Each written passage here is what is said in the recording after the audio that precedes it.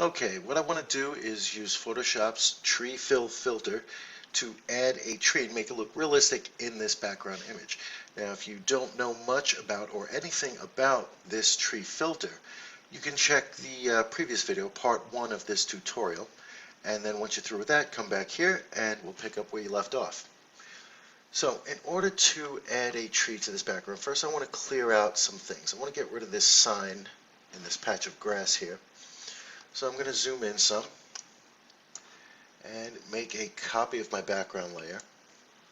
So I'm going to grab the lasso tool and make a selection around the sign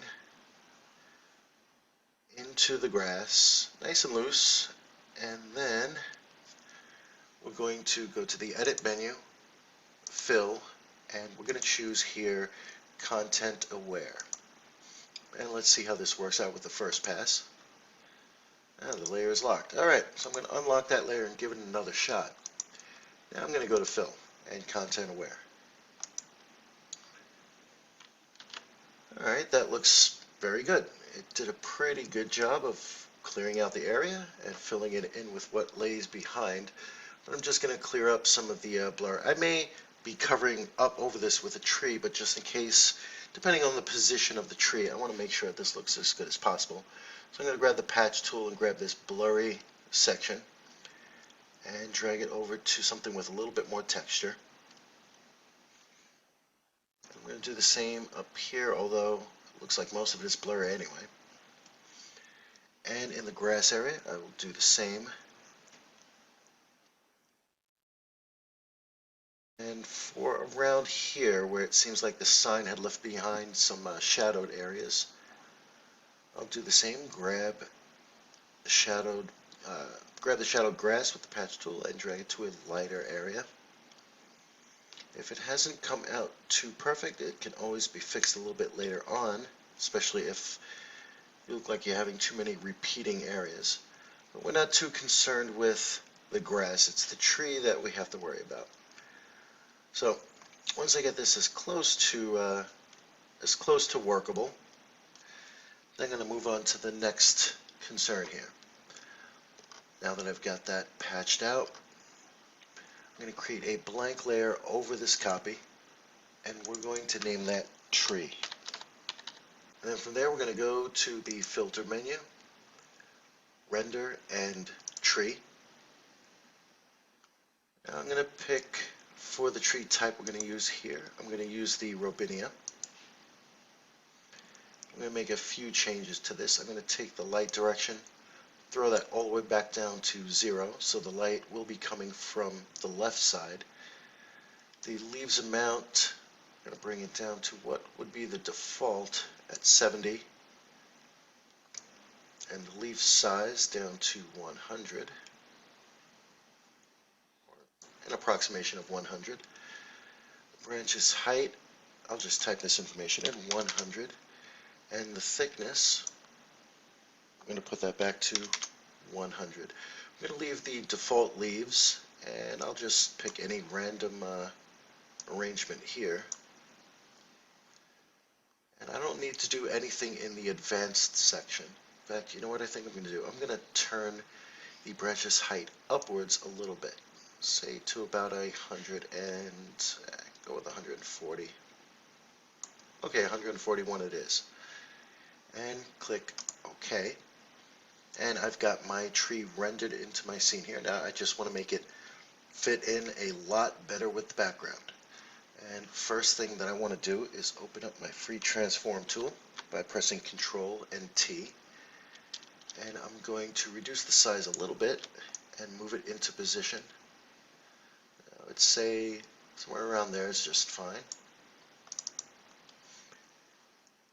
Now that I have this in position, I'm concerned with the coloring of the tree.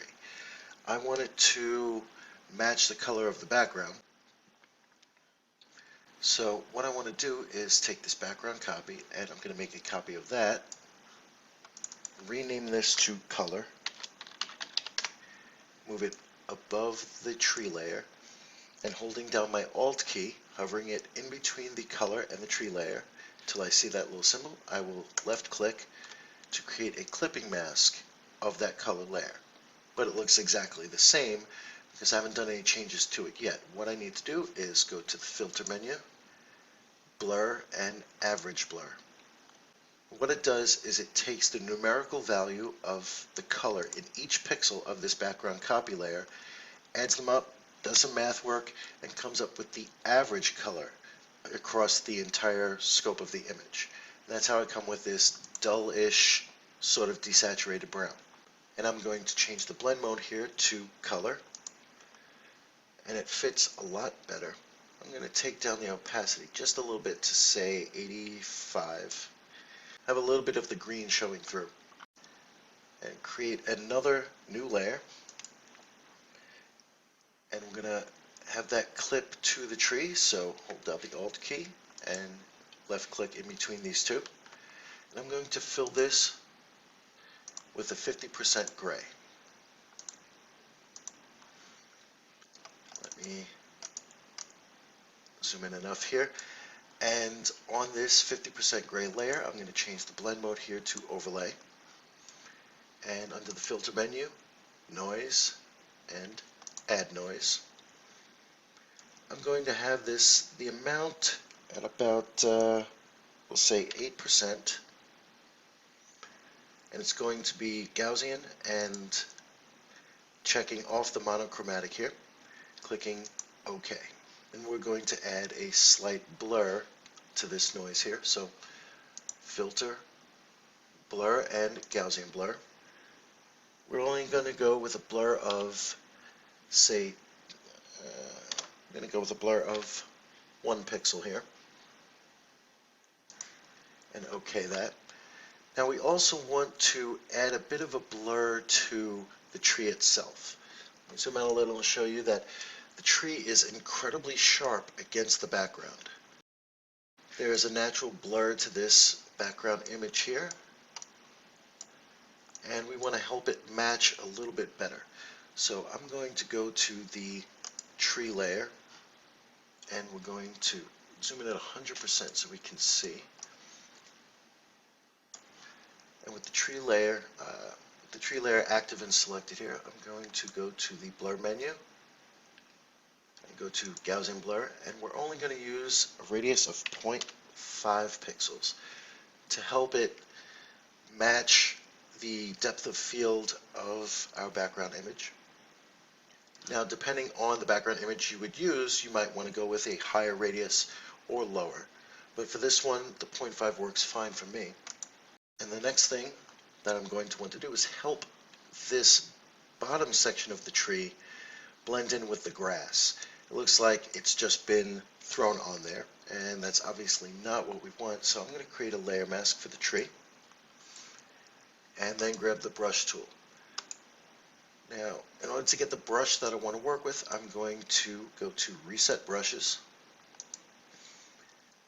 and scroll through until I find this one here that has what looks like the 3 blades of grass.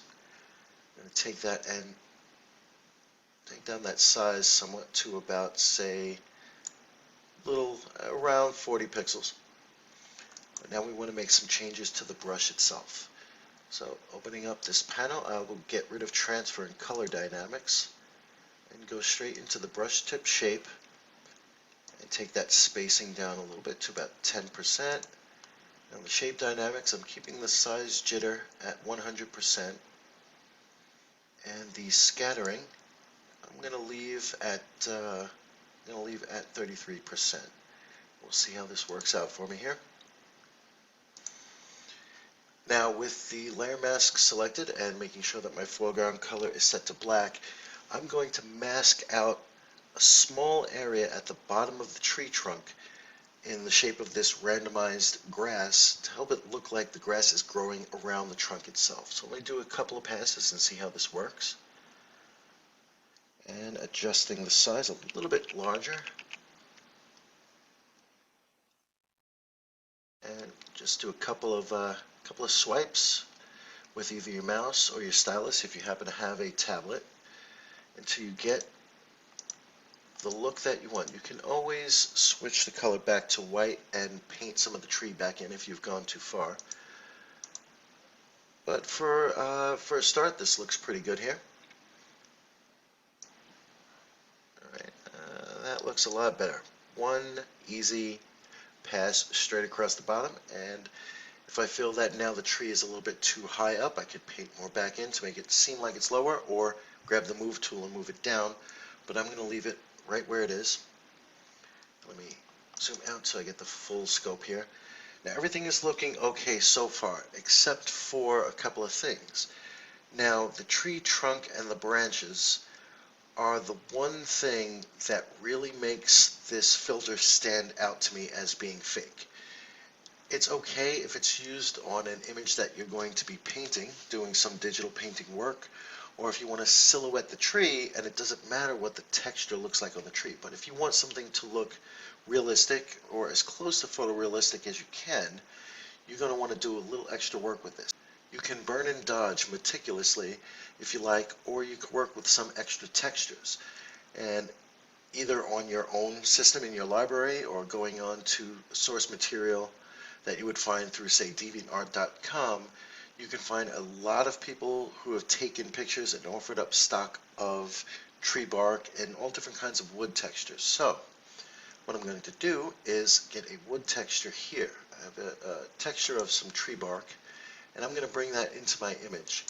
So I'm going to make sure that my tree layer is selected and active, because as I drag in the tree bark, it's going to drop it in right above the tree and beneath the color.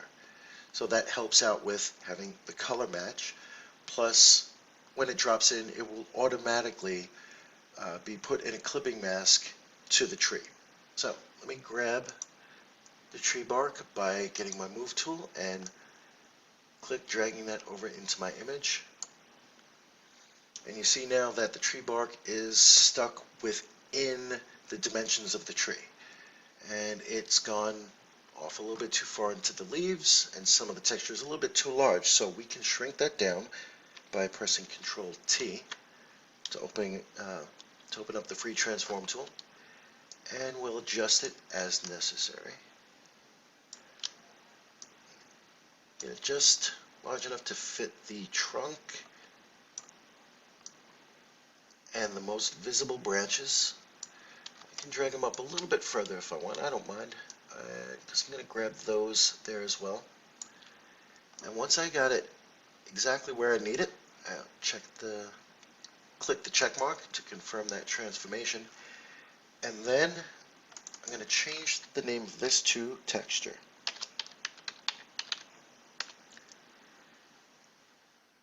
Now before I do anything else, I want to hold down my Alt key while I click the layer mask button to create a black layer mask, making that layer invisible.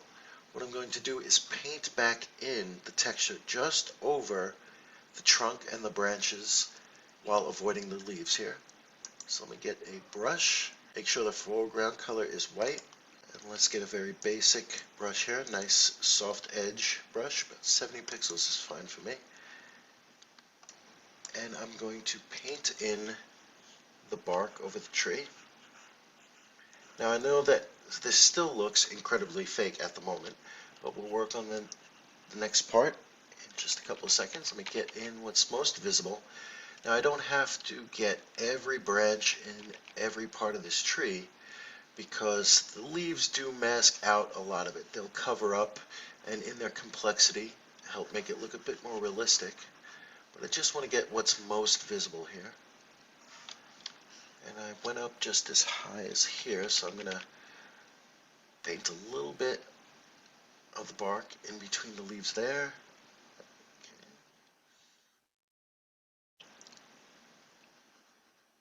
Once we have all of our bark painted in over our new tree here, then we want to change the blending mode. Now there's a few different blending modes you could use. I've experimented with a couple. I do happen to like overlay or soft light, so we're going to go with soft light first, see how that works, which is pretty good, but you can still see a lot of the base tree underneath, where the branches come into the trunk, and you can see some of you can see some of this here, which makes it look just entirely too fake for my tastes.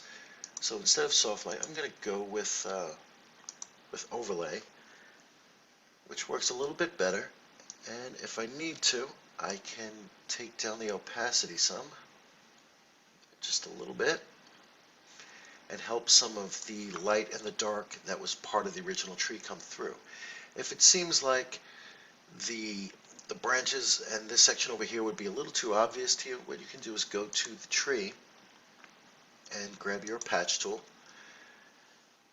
make a selection around that area that's a little too jagged, a little too fake, and move that selection until you get to a nice clean area, getting rid of some of those jagged edges.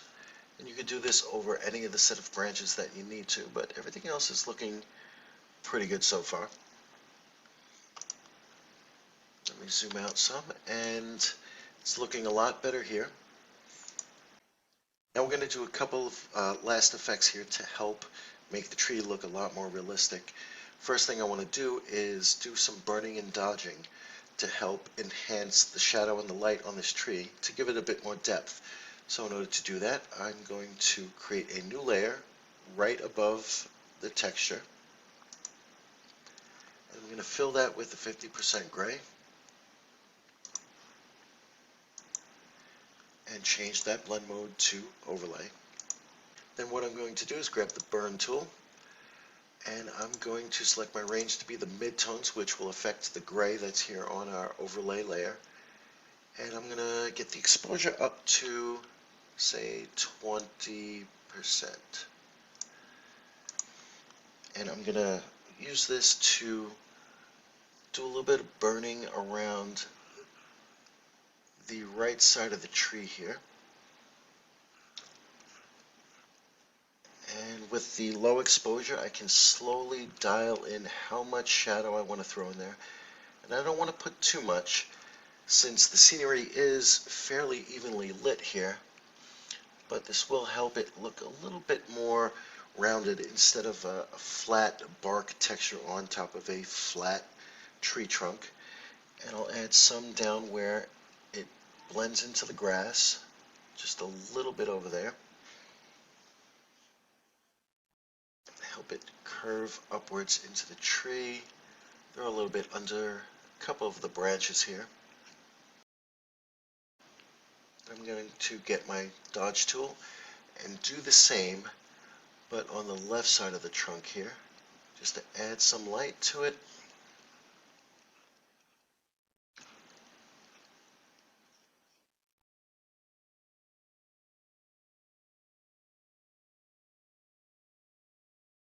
Once I've done this little bit of burn and dodge, in order to enhance it just a little bit more, what you might find is that a wood texture that you use might seem a little bit too straight for you. It doesn't curve along with the sections of the tree. So what you could do is make sure you've got your texture layer selected, and you've got your texture, not the layer mask, selected. Get your lasso tool and make a loose selection, and have to be fairly loose and wide around the area, around the trunk and or branches of your tree. This now has a selection of this much of the texture, so that as you're playing with it, it's only going to be using that much of it, but you need the space on the sides. And I'll show you what I mean, because now that the selection is made, press Control T to get a free transform of the selected area, and then right click your mouse within the selection and choose Warp. Now at this stage, you could use your Warp tool to manipulate the areas of the bark and help it bend and shape around the contours of the tree that you would put into your image. And it will stay within the boundaries of the tree because of the clipping mask. And what you'll find is you needed this extra space of selection because you have this much more bark to drag in and drag around your image. At the very edges, you'll see up here, It left a little bit of a blank space we could fix, but just to get the shape that we need, drag your handles around until you find the right amount of bend and sway to your texture. Once you're happy with it, just click the check mark and Control D to deselect. Let's clear that up, and we're going to zoom in a little bit to fix up these little blank areas that we now left behind here with our, what we'll do is we'll grab the clone tool and have it at a moderate size, nice and soft edges, and holding down the Alt key, we'll take a sample of another section of bark. I'll take it right from the center of the tree here, and then just paint it right on to that blank area. We can do the same thing over here. I'm going to take a little section from there and paint that right on the blank area.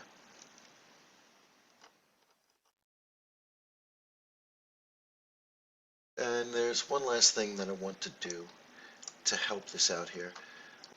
I want to change the position of the tree just slightly, but I want to move the tree and I want to move the texture as well with it. So I'm going to link those two layers together by having the texture layer selected as well as the tree. Right click and choose link layers. So now that as I move one, the other will move with it.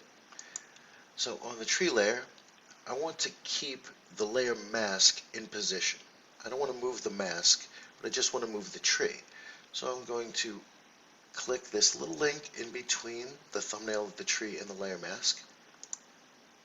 And now I can move the tree independently of its mask. Grab that move tool and I'm just going to move it downwards slightly, helping get rid of some of the darkness underneath until I see it looks like the grass blends a lot better. Just moving that down slightly. Now there are a few more things that you could do to enhance this image. You could throw in some more lighting effects, some shadows, maybe a foreground mist or smoke. Any kind of particle effects might do really well with an image like this. Also, if you wanted to then use this and turn it into sort of a digital painting, that's another option that you have. But the tree fill filter is very versatile, and there's an almost limitless amount of options that you could use to make a unique tree to place in nearly any image that you have. And once you understand how you can use this filter and add trees to almost any one of your images, you'll have a new tool in your arsenal to help out your photo compositing ideas. Well, that's my video. I hope you enjoyed it. I hope you learned something and had fun doing it. If you want to continue to see my videos as I produce them, make sure to click the subscribe button below. If you like the video, please give me a thumbs up. If you want to check out a couple of more videos, take a look over to the right and watch what I have there. Hope you had fun, and I look forward to seeing you next time.